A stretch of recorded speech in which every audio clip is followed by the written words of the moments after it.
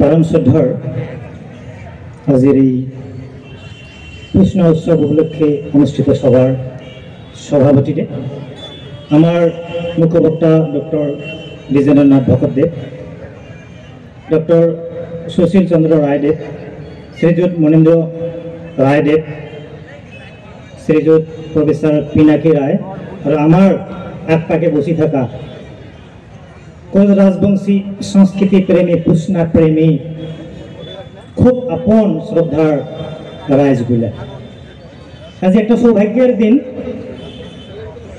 पुष्णा सोनाराय उत्सव उपलक्षे आमार एटाई समवेत हच्छे। आज गोटे भारतवर्षत मकर संक्रांति परिपालित हये आछे। এই मकर संक्रांतिर लगत पुष्णा सोनाराय जड़ित हये आछे। तुम्हारा जानें कुम्भ मेला हये आछे, महाकुम्भ। आसलते এটা একটা জিওগ্রাফির বিষয়।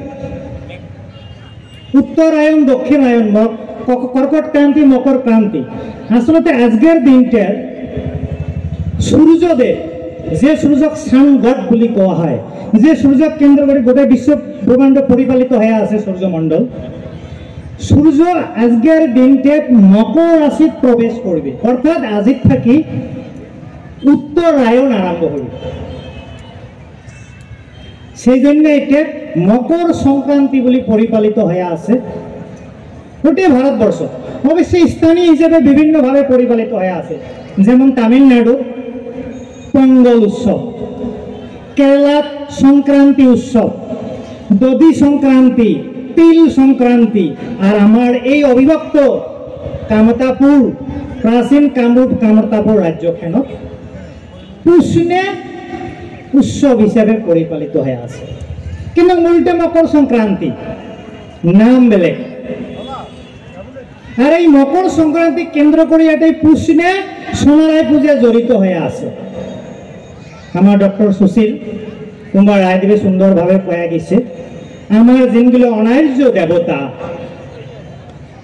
এই অনার্যমূলীয় দেবতার পূজা পূজা পদ্ধতিটা হইছে বেদের বস্তুর অলৌকিক মানে লৌকিক রূপ। কথাটা সুন্দর ভাবে কয়া গেছে। বেদের মন্ত্র সন্ত্র এটা কিছু নাই, কিন্তু বেদের বস্তুটার অলৌকিক হিসেবে এটাই পরিচালিত বা পূজা পাতাল হয়।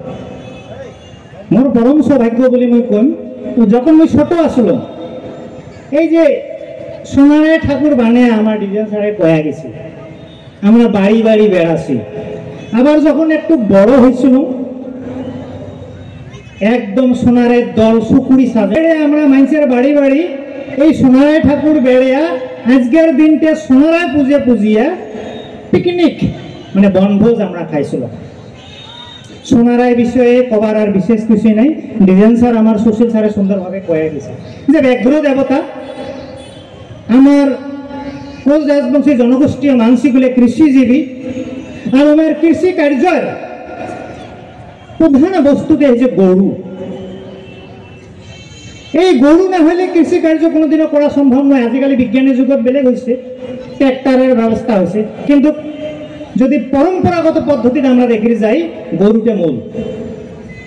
আর গরু তখন বাগে গরু খাইছে, গতিকে গরুক রক্ষা করার জন্য সোনারায় পূজার প্রচলন হয়েছে বলে ডিজাইন স্যারে কইছে তথ্যগতভাবে। তাহলে সোনারায় আমার কোচ রাজবংশী জনগোষ্ঠী একটা পূজা, একটা উৎসব। আর এই সোনারায় এই মকর সংক্রান্তিতে পূজা হয় বলে কইছে আমার সুশীল স্যারে। এটা অন্য অবত্রী পূজা নয়, এই পুষ মাসতে বেড়িয়া মকর সংক্রান্তির পূজা করা হয়। কিন্তু দুর্ভাগ্যের বিষয় এলা আমার যেগুলো চেংড়া চেংড়ি ইংরেজ সোনারায় পূজে কি পুষনে কি কবারে না পারে। ইংরেজ এই বস্তুগুলো জানে না।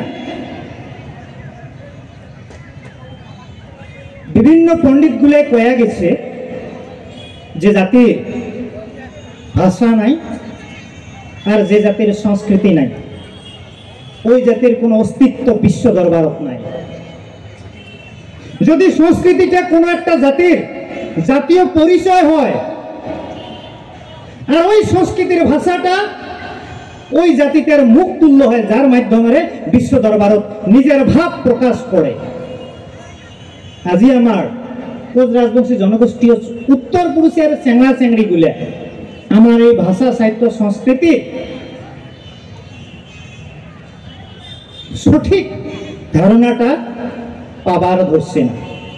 সেই জন্য হয়তো আমার কোচ রাজবংশী কালচারাল একাডেমির তরফ থেকে এই বৃহৎ সোনারায় পূজার কৃষ্ণ উৎসবের পালন করা হয়েছে। তোমরা এগুলো খবর পান যে সোনারায় বাড়ি বাড়ি বেড়ায়, কৃষ্ণে বাড়ি বাড়ি খায়, এটা মঞ্চত কেনে?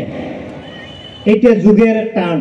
আমার উত্তর পুরুষকে একটা সঠিক মার্গদর্শন করার জন্য, উত্তর পুরুষকে একটা সঠিক জ্ঞান দান করার জন্য কোচ রাজবংশী কালচারাল একাডেমি এই অনুষ্ঠানটার আয়োজন করছে স্থানীয় উদযাপন সমিতির সহযোগত।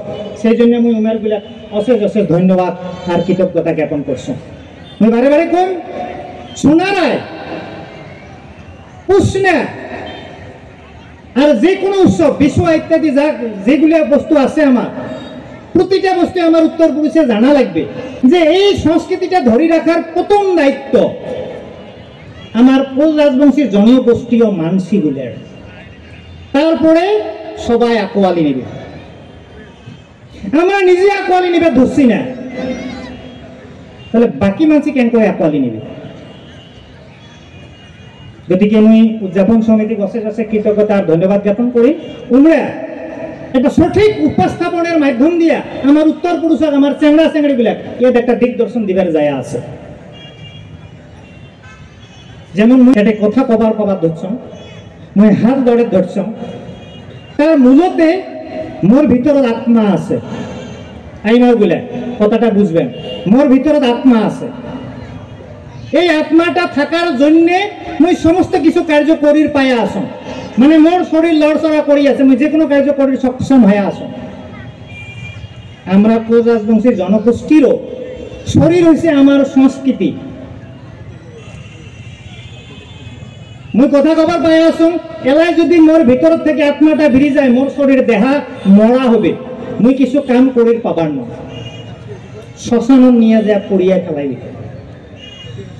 গতিকে আমার কোচ রাজবংশী জাতীয় সংস্কৃতির যেটা শরীর আছে, ইয়ার আত্মা হচ্ছে আমার রাজবংশী ভাষাটা। ঠিক এই ভাষা আর সংস্কৃতি বাঁচি রাখার প্রধান দায়িত্ব আমার জনগোষ্ঠীয় মানসিগুলোর হয়। আমরা জনগোষ্ঠীয় মানসিগুলো এটা যদি ধরে রাখির পাই, সবাই এই সংস্কৃতিক আকোয়ালি নিবে। গতিকে এই ভাষা আর সংস্কৃতি বাঁচি রাখার প্রধান দায়িত্ব আমার জনগোষ্ঠীয় মানসিগুলোর হয়। আমরা জনগোষ্ঠীয় মানসিগুলো এটা যদি ধরে রাখির পাই, সবাই এই সংস্কৃতিক আকোয়ালি নিবে। কবার বিশেষ কিছু নাই, ইতিমধ্যে 5টা বাজছে, অল্প পরে সোনারায় প্রদর্শন হবে। এই সোনারায় কেমন কেন করে সৃজন হয়, সোনারায়ের গান কি কেন করে কোন পয়ার করা হয়, এটা 10টা দল আছে বলে আমি শোনা পাইছো। এই মঞ্চ সোনারায় প্রদর্শন হবে। গতিকে রাইস তোমরা গুলো খালি একটু ধৈর্যের প্রয়োজন। সোনারায়ের বিষয়ে আজ একটা সঠিক ধারণা আমার চেংড়া চেংড়ি গুলো তোমরা এটাই মঞ্চ দেখাবেন, যার মাধ্যমে তোমরা এগুলো একটা সোনারায়ের সঠিক জ্ঞান অর্জন করে পাইবে। এই আশা নিয়ে মই বক্তব্য সামনে মারলাম। ধন্যবাদ।